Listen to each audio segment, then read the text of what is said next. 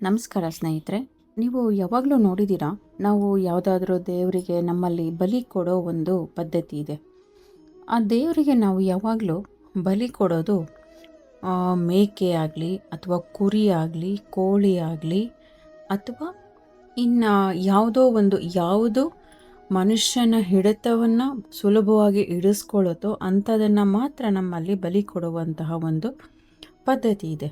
ನಾವು ಆನೆನಾಗಲಿ ಸಿಂಹ ಹುಲಿ ಇಂಥವ್ನ್ಯಾವನು ದೇವರಿಗೆ ಬಲಿ ಕೊಡೋದಿಲ್ಲ. ಯಾಕೆ ಅಂದರೆ ಇವು ಮನುಷ್ಯನನ್ನೇ ಬಲಿ ಹಾಕ್ತವೆ. ಇಲ್ಲಿ ಪ್ರಶ್ನೆ ಆನೆ ಸಿಂಹ ಅಥವಾ ಕೋಳಿ ಇದ್ರದ್ದು ಅಂತ ಅಲ್ಲ. ಇವೆರಡನ್ನು ಒಂದು ಸಿಂಬಾಲಿಕ್ ಆಗಿ ನಾವು ತೆಗೆದುಕೊಂಡ್ರೆ ಇಲ್ಲಿ ಅತ್ಯಂತ ದೀನವಾದ ಒಂದು ಪ್ರಾಣಿ ಅಂತ ಅಂದರೆ ಕೋಳಿ ಆಗಲಿ ಕುರಿ ಆಗಲಿ ಮೇಕೆ ಆಗಲಿ ಯಾವನ್ನ ಮನುಷ್ಯ ಆರಾಮಾಗಿ ಪಳಗಿಸ್ಕೊಂಡು ಒಂದು ದೇವರಿಗೆ ಅವನ್ನ ಬಲಿ ಕೊಡಬಹುದಾದಂತಹ ಅಥವಾ ಅವನ ಕೈಗೆ ಅದು ಸಿಗುತ್ತೆ ಅದನ್ನು ಬಲಿ ಕೊಡ್ತಾನೆ. ಆದರೆ ಹುಲಿ ಸಿಂಹ ಇವನ್ಯಾವನು ಅವನ ಕೈಯಲ್ಲಿ ಹಿಡಿಯೋಕ್ಕಾಗಲ್ಲ. ಎಲ್ಲೋ ಲಕ್ಷದಲ್ಲಿ ಒಬ್ರಿಗೋ ಇಬ್ಬರಿಗೋ ಅವನ್ನ ಹಿಡಿಯೋದಕ್ಕಾಗತ್ತೆ ಅಷ್ಟೇ. ಬಟ್ ಅವನ್ನೆಲ್ಲ ಬಲಿ ಕೊಡೋಕ್ಕಾಗಲ್ಲ. ಅವೆಲ್ಲ ಕ್ರೂರ ಮೃಗಗಳು ಅಥವಾ ವ್ಯಾಘ್ರಗಳು ಅವನ್ನ ಅಂತ ಹೇಳಿ ಕರಿಬೋದು. ಇಲ್ಲಿ ಹುಲಿ ಸಿಂಹ ಚಿರತೆ ಇವನ್ನ ಮತ್ತೆ ಮೇಕೆ ಕುರಿ ಮತ್ತು ಕೋಳಿ ಇವನ್ನ ನಮ್ಮ ಜೀವನದಲ್ಲಿ ನಡೀತಿರುವಂತಹ ಸಂದರ್ಭಗಳಿಗೋ ಅಥವಾ ನಾವು ಅಳವಡಿಸ್ಕೊಂಡಿರುವಂತಹ ಒಂದು ವ್ಯಾಲ್ಯೂಗಳು ಅಂತ ಏನು ಹೇಳ್ತೀವಿ ಅದಕ್ಕೆ ಇದರಲ್ಲಿ ಒಂದು ಹೋಲಿಕೆಯನ್ನು ಮಾಡಬಹುದಾ ಅಂತ ಒಂದು ಯೋಚನೆ ಮಾಡಿದೆ. ಈಗ ನಾವು ನಮ್ಮ ಆಸೆಗಳು ನಮ್ಮ ಕನಸುಗಳು ಏನೋ ಒಂದು ಸಾಧನೆ ಮಾಡಬೇಕು ಅನ್ನೋದೊಂದು ಇರುತ್ತಲ್ಲ, ಅದನ್ನು ನಾವಿಲ್ಲಿ ಹುಲಿ ಸಿಂಹ ಚಿರತೆ ಅಥವಾ ಆನೆ ಇದಕ್ಕೆ ಹೋಲಿಸ್ಕೋಬಹುದು. ಆದರೆ ಈ ಎಲ್ಲ ದೊಡ್ಡ ದೊಡ್ಡ ಆಸೆಗಳನ್ನ ಇಟ್ಕೊಂಡ್ಮೇಲೆ ಅದರ ಕಡೆ ನಾವು ಹೋಗೋದಕ್ಕೆ ಆಗೋದಿಲ್ಲ ಅನ್ನೋ ಥರ ಒಂದು ಸಿಚುಯೇಷನ್, ಏನಾದರೂ ಸಣ್ಣ ಸಿಚುಯೇಷನ್ ಕ್ರಿಯೇಟ್ ಆದ ತಕ್ಷಣಕ್ಕೆ ನಾವೇನು ಮಾಡ್ತೀವಿ ಏನಂದರೆ, ನಾವು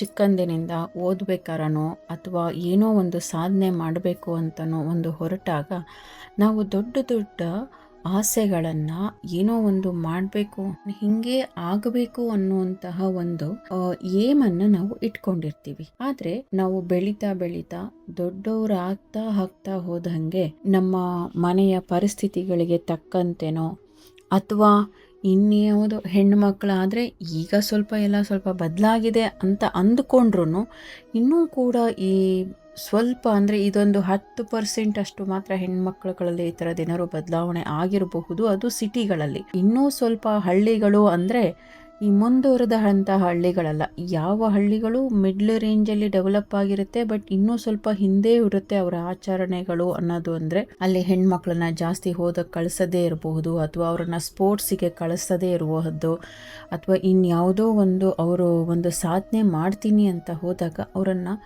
ಎನ್ಕರೇಜ್ ಮಾಡದೇ ಇರುವಂತಹ ಕೆಲವಂತಹ ಹಳ್ಳಿಗಳಲ್ಲಿ ಅಂಥದ್ರಲ್ಲೂ ಕೆಲವು ಹೆಣ್ಮಕ್ಳೇ ಆಗಲಿ ಗಂಡು ಮಕ್ಕಳೇ ಆಗಲಿ ಅವರಿಗೆ ಒಂದು ಆಸೆಗಳೇನೋ ಇರುತ್ತೆ.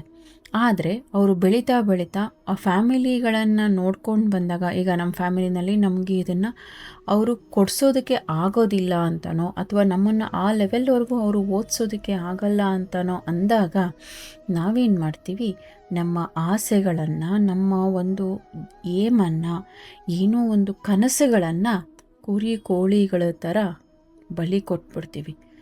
ಈಗ ಇಲ್ಲಿ ನಮಗೆ ಬರೋದೇನು ಅಂತಂದರೆ, ನಮ್ಮ ಪರಿಸ್ಥಿತಿಗಳನ್ನಾಗಲಿ ಅಥವಾ ಆ ಹಳ್ಳಿಯ ಆ ಒಂದು ಹಳ್ಳಿನೇ ಅಂತನ ಅಲ್ಲ, ಯಾವುದೋ ಒಂದು ಆಚರಣೆಗಳು ಇಲ್ಲಿ ನಮಗೆ ಹುಲಿ ಸಿಂಹ ಆನೆಗಳ ಥರ ಕಾಣಿಸುತ್ತೆ.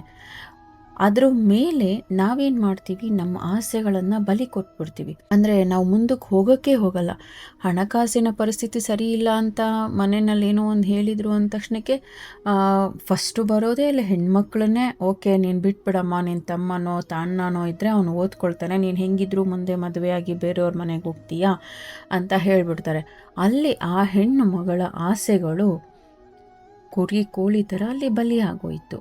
ಅಂದರೆ ಮುಂದೆ ಯಾರೋ ನಮಗೆ ಆಸರೆ ಆಗ್ತಾರೆ ಅನ್ನೋ ಆಸೆಗೋಸ್ಕರ ಅವರಿಗೆ ಬರಬೇಕಾಗಿರುವಂತಹ ಒಂದು ಮನಸ್ಥಿತಿಯನ್ನು ಅವರು ಅಲ್ಲಿ ಕೊಂದು ಹಾಕಿದ್ರು. ಅಂದರೆ ಅಲ್ಲಿ ಬಲಿಯಾಗಿದ್ದು ಕುರಿ ಕೋಳಿ ಥರ ಬಲಿಯಾಗಿದ್ದೇನು ನಮ್ಮ ಆಸೆಗಳು, ನಮ್ಮ ಕನಸುಗಳು. ಅದಕ್ಕೆ ಕಾರಣ ಹುಲಿ ಸಿಂಹ ಅನ್ನುವಂತಹ ಒಂದು ಪರಿಸ್ಥಿತಿಗಳು.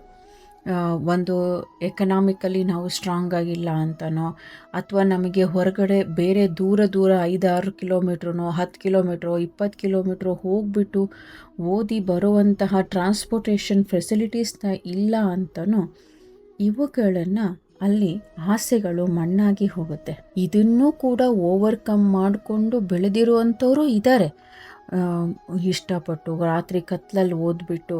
ಬಟ್ ಅವ್ರನ್ನೆಲ್ಲ ನಾವು ಜಸ್ಟ್ ಹೆಸರು ಹೇಳಬಹುದು ಅನ್ನುವಷ್ಟು ಜನ ನಮಗೆ ಸಿಗ್ತಾರೆ. ಅಂದರೆ ಯಾರನ್ನೇ ಆಗಲಿ, APJ ಅಬ್ದುಲ್ ಕಲಾಂ ಆಗಲಿ, ವಿಶ್ವೇಶ್ವರಯ್ಯ ಆಗಲಿ, ಅಥವಾ ಇನ್ನೂ ಯಾರೇ ಆಗಲಿ, ಇಂಥವ್ರು ನಮಗೆ ಹೆಸರು ಹೇಳಬಹುದು ಇವ್ರನ್ನ ಆರಾಮಾಗಿ. ಅಂದರೆ ಬೆರಳೆಣಿಕೆಯಷ್ಟು ಜನ ಅಂತ ಏನು ಕರಿತೀವೋ ಅಂಥವ್ರು ಮಾತ್ರ ನಮಗೆ ಸಿಗ್ತಾರೆ. ಏನಂತೀರ ಈ ಕಂಪ್ಯಾರಿಸನ್ನು? ಸರಿ ಇದೆಯಾ ಗೊತ್ತಿಲ್ಲ, ಏನೋ ಕೇಳ್ತಾ ಇದ್ದೆ. ಹೌದಲ್ಲ, ಇಲ್ಲಿ ಬರೀ ಕುರಿ ಕೋಳಿನ ಒಂದಕ್ಕಷ್ಟೇ ಯಾಕೆ ಹೋಲಿಸ್ಬೇಕು? ಈ ಥರ ನಮ್ಮ ರಿಯಲ್ ಪರಿಸ್ಥಿತಿಗಳಿಗೂ ಹೊಂದಿಸ್ಬೋದು ಅನ್ನಿಸ್ತು. ತಪ್ಪಿದ್ರೆ ಕ್ಷಮೆ ಇರಲಿ. Thank you.